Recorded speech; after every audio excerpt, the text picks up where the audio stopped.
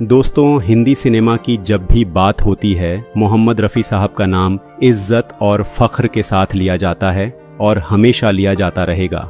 उनकी गायकी में जो मिठास, जो एहसास था, वह दिलों पर सीधा असर करता था। हर गाने में उनकी आवाज़ जैसे एक कहानी कहती थी, जिसे सुनकर श्रोता खो जाते थे। क्या हुआ तेरा वादा, वो कसम, वो इरादा। लेकिन फिर एक ऐसा दौर भी आया जब संगीत की फिजा में किशोर कुमार के नगमे गूंजने लगे और हर दिल पर उन्हीं के गीतों का जादू छाने लगा। मेरे सपनों की रानी कब आएगी तू, आए रुत मस्तानी कब आएगी। मोहम्मद रफ़ी और किशोर कुमार ये दो ऐसे नाम हैं जिनकी गायकी ने हर दौर के संगीत प्रेमियों के दिलों पर राज किया। लेकिन इन दोनों महान फनकारों के चाहने वालों के बीच अक्सर बहस छिड़ जाती थी। कोई कहता रफ़ी साहब ही असली उस्ताद हैं, तो कोई किशोर कुमार को बेहतरीन करार देता। बात बात पर तकरार इतनी बढ़ जाती कि कभी कभी बहस गर्म होने के साथ साथ हाथापाई की नौबत तक आ जाती। मगर हैरानी की बात यह है कि इतनी बहसों के बावजूद इस सवाल का कोई ठोस जवाब कभी नहीं मिला। आज भी लोगों में यही बहस चलती आ रही है। हमारे इसी चैनल पर कई वीडियोस में लोगों ने रफ़ी साहब और किशोर दा की तुलना करते हुए कुछ बेहद ख़राब और नकारात्मक कमेंट्स किए हैं। ऐसे में मुझे लगा कि एक वीडियो बनाकर आप सभी के साथ इस बात का असली सच साझा करना ज़रूरी है। आखिर इन दोनों महान फनकारों का रिश्ता क्या था? दोस्तों, अगर आप इस चैनल पर नए हैं तो आगे बढ़ने से पहले चैनल को सब्सक्राइब करना न भूलें, ताकि ऐसे ही दिलचस्प और अनमोल कहानियां आपसे कभी छूट न जाएं।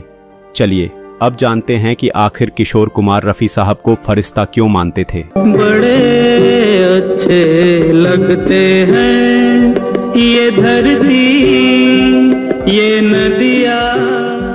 अमित कुमार का गाया ये फेमस गाना उस दौर में हर किसी की जुबान पर था। वैसे भी अमित कुमार ने कई गानों से अपने समय में खूब धूम मचाई है। लेकिन क्या आप जानते हैं कि जब अमित कुमार रियाज किया करते थे तो उनके पिता किशोर कुमार उन्हें अपना गाना सुनने से रोकते थे। जी हाँ, किशोर दा ने हमेशा अमित से कहा, मेरे गाने मत सुनो, रफ़ी साहब के गाने सुनो, उनसे सीखो, वे ही सच्ची गायकी की बुनियाद हैं। एक बार रफ़ी साहब के बेटे शाहिद रफ़ी के कॉलेज में म्यूज़िक प्रतियोगिता आयोजित हुई, जिसमें उन्हें भी हिस्सा लेना था। दोस्तों ने तुरंत सलाह दी, तुम्हें तो अपने पापा का ही कोई गाना गाना चाहिए।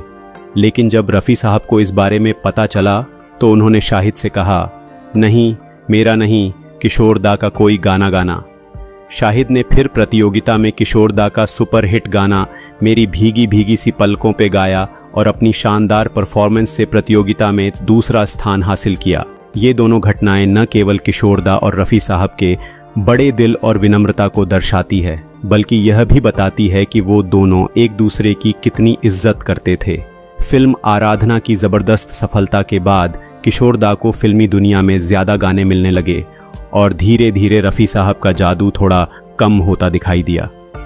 दोनों कलाकार अपनी अपनी जगह पर एक दूसरे के मुकाबले में ज़रूर थे, लेकिन दिलचस्प बात यह है कि उनकी इस प्रतिस्पर्धा में कभी भी कोई कड़वाहट नहीं दिखी, बल्कि इन दोनों दिग्गजों ने एक दूसरे के हुनर का हमेशा दिल से सम्मान किया। 1975 की इमरजेंसी के दौरान एक विवाद की वजह से किशोर दा के गानों को ऑल इंडिया रेडियो से अचानक हटा दिया गया। रेडियो पर उनकी आवाज़ को न सुन पाना उनके प्रशंसकों के लिए किसी झटके से कम नहीं था। हालांकि कुछ महीनों बाद यह पाबंदी हटा ली गई और उनके गीतों ने फिर से रेडियो पर अपनी जगह बना ली। दिलचस्प बात यह है कि जब किशोर दा किसी काम से दिल्ली आए तो उन्होंने सोचा, चलो रेडियो के अधिकारियों का शुक्रिया अदा कराता हूँ। लेकिन वहाँ पहुँचकर जो उन्होंने जाना वो चौंकाने वाला था। ये फैसला किसी रेडियो अधिकारी का नहीं, बल्कि सीधे प्रधानमंत्री कार्यालय का था। बाद में किशोर कुमार को पता चला कि वो मोहम्मद रफ़ी साहब थे, जिन्होंने सीधे प्रधानमंत्री इंदिरा गांधी से मुलाकात कर उनके गानों से प्रतिबंध हटाने की गुजारिश की थी। लेकिन रफ़ी साहब ने न तो इस बारे में कभी चर्चा की, न ही खुद इसका जिक्र किशोर दा से किया। इस बात को जानकर किशोर कुमार का दिल भर आया और उनके मन में रफ़ी साहब के लिए इज्जत पहले से भी बढ़ गई। मुंबई लौटते ही वे सीधे रफ़ी साहब से मिलने पहुंचे और भावुक होकर बोले, इतने बड़े एहसान का कर्ज कैसे उतारूं, ये मेरी समझ से बाहर है। आप सच में इंसान नहीं, फरिश्ता हैं।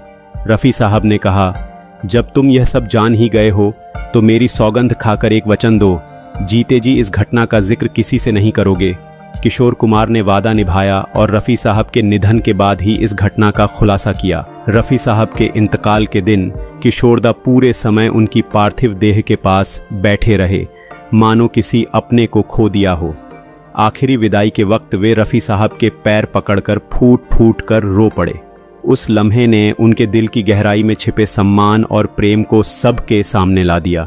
बाद में जब किशोरदा ने यह किस्सा लोगों को सुनाया, तब सभी को एहसास हुआ कि मोहम्मद रफ़ी सिर्फ एक बेहतरीन गायक नहीं थे, बल्कि इंसानियत के सच्चे फरिश्ते थे, जिन्होंने अपनी दरियादिली से हर किसी का दिल जीत लिया था। दोस्तों, अब तो ये साफ हो गया है कि रफ़ी साहब का कद सिर्फ किशोरदा के सामने ही बड़ा नहीं था, बल्कि पूरी दुनिया के लिए वे बेमिसाल थे।